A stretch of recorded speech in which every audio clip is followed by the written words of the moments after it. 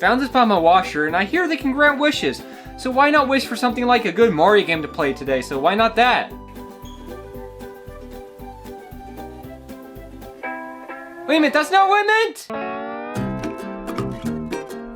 Unfinished games. I have a few of these. Games like Donkey Kong Country Returns, Super Mario 64, Forza Motorsport. I haven't even opened this one yet. And then SpongeBob SquarePants The Cosmic Shake. I remember this one alright. I picked it up when it first launched, and I was thinking to myself, a brand new SpongeBob game from familiar developers? I was in. I bought the game, played it for like 2 days, and never touched it again. So the main questions are, how does it play? How does it hold up? And how will I like it? Too many questions too soon. I haven't even put the game in yet. The game originally hit shelves in 2023, releasing on the PS4, Xbox One, and Nintendo Switch in January, as well as the PS5 and Xbox Series X in October of that year. So you're probably wondering, what exactly is this game? This is technically an open world-ish collectathon where you bounce through dimensions and complete missions for jelly bubbles. The game has us starting out with SpongeBob and Patrick wandering across a mermaid fortune teller who sells a bottle of magic wishing bubbles to them. Two great minds think alike. Which SpongeBob tries to use it to make everyone's dreams come true, but Patrick sees that it was stolen. It wasn't supposed to be used by anyone other than King Neptune. And with that story element in mind, everything starts becoming a total mess and different portals open up to various dimensions. So what? This is nothing new. I've watched Spider-Man Across the Spider-Verse. I'm more than familiar with this type of problem. Now, one thing to keep in mind, this is a spiritual successor to Battle for Bikini Bottom. Good old classic SpongeBob Battle for Bikini Bottom. No, not this one. A sequel to Battle for Bikini Bottom, sharing pretty much everything about the game. From the controls, the visuals, gameplay, mechanics, there's no mistaking this for not being related, which there is new gameplay mechanics involved here, like the grappling hook is one of them that replaces Sandy's lasso rope, the homing attack, the bubble stun, the super slam, and even the scaring mechanic. Now we have to go through different portals to try to find SpongeBob's friends. And it's really fun. You get to visit all these weird and fun dimensions, each with their own theme and unique elements without feeling out of place. But what if I told you were kind of doing a chore list for some of the characters? Now these are themed around the dimension that you're in, so at least it's not a generic thing that could have been done anywhere, but I feel like some of the missions overstay their welcome. Each world has one main goal to work towards, which can take quite a while to complete. There's different missions you can complete, which later worlds don't have the issue as bad as the early ones do, because they have you doing tasks in between that big mission, which feels like a nice refresher and keeps the pacing decent. But I know, I hear your protest. This guy isn't a SpongeBob fan. This is a guy who just casually likes SpongeBob. What if I told you I played it on PS4, Nintendo Switch, and PC, so joke's on you, that makes it better. No, that just makes it pathetic. It's a chore list, but it's a funny chore list. So what do you want me to say? There's no bad side to this game? The controls make me queasy?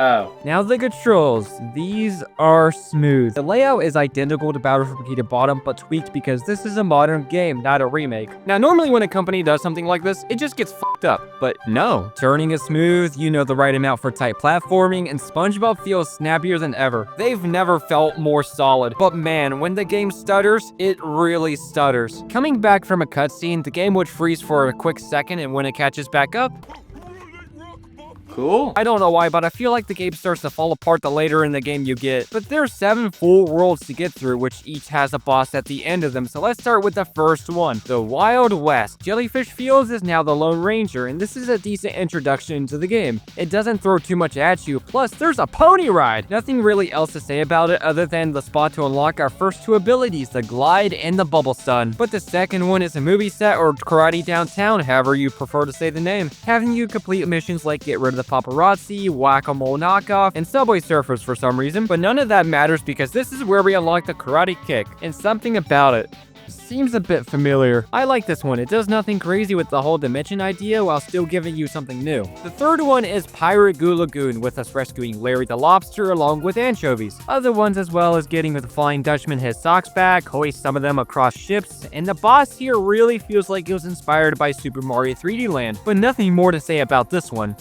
Okay, maybe I want to say more about the Pirate Lagoon. The Halloween world is mainly a stealth mission disguised as a SpongeBob area to explore. You have the ability to defend yourself, kind of, by only scaring the enemies. I don't know if this was a nice break from attacking enemies or something happened in development, because this one just feels like it's missing enemies here. This one felt like a fever dream, getting to play trick or treat, to find Gary and rescue him, getting transformed into a snail for some reason, Sandy but not really Sandy. I wouldn't know what to do if the bosses who were trying to say, "It's who who we're trying to save! This is giving me PTSD from Batman Arkham Asylum. Hey Johnny, you seeing this? Now that's 4 of them done, but we're just getting started. Moving on to prehistoric kelp forest. I think you can imagine just from the title alone what this one would be. The Croods. And now the last 2. This is the final stretch. It felt like that the medieval world was just throwing missions in there to pad out playtime. It was cool for the theme, but more annoying than anything. And the boss for this one didn't even feel like a boss fight. Serving food while juggling 5 things at once? No thank you. And Glove World was really cool, showing a descent into madness by a carnival level. Then the final boss, a test to put your skills together combining multiple different bosses into one. This didn't last very long, which the bosses are one of the same, all having this small arena to fight in, finding weak points to attack, and then there's nothing wrong with that. It just felt like it was lacking towards the end. And so with all that in mind, I made it through to the very end, and after all this time, how does it hold up? This was a unique concept to tackle. Again, I was a bit lost at points trying to keep up with who we're rescuing, what I'm even doing, but the game felt great to play, looked outstanding for a PS4 game, definitely an upgrade compared to the previous game they made. I mean, it was just okay. Okay, never mind, it was the best game I've ever played.